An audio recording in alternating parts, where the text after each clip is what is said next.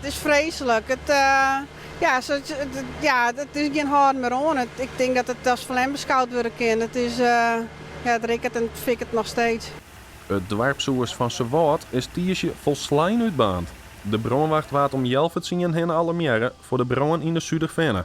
De eerste eenheden die het op het plak kwamen, hebben we nog bezocht om het vuur uit te meiden, terug een binnenoverval te dwaan. Het viel vrij snel duidelijk dat het brand zich in het plafond van het pand zich bevond. Daarop werd het eigenlijk net meer veilig om binnen te bloeien. Dus de brandwacht is weer omtrokken. Er is opgeschaald naar een grote brand. We hebben op dit moment voor een soort lijst om bij de brand te komen. En het is eigenlijk wachten tot de brand uitslaand wordt, zodat wij hem bestrijden kunnen. Omdat het om een grote brand gaat, waren eenheden uit Burgum, Gietsjerk en Ljouwert inzet. Daarna kwamen de grote wettertransporten uit zowel Burgum als het Jereveen te plak. Het is nog net duidelijk waar de brand ontstaan is.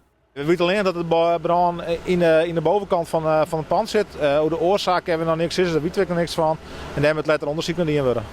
En hoe lijkt het? Denk je dat het dwarpsoers behouden werken? Nou, dat is de vraag. Ik verwacht dat de brand uitslaand wordt, dus dat zal sowieso een enorme skeer zijn. Dat is er nou al. Als je zo goed de reekontwikkeling is op het plafond.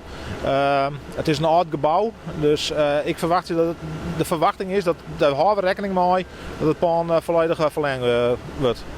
Het dwarpsoers is een wichtig punt in het dorp, zeker om de leefbaarheid in stand te houden. Er zit een heel verskaat onvereniging in. Ook de bekende jeugdsoos Het Piepke is door de brand volledig verwoest.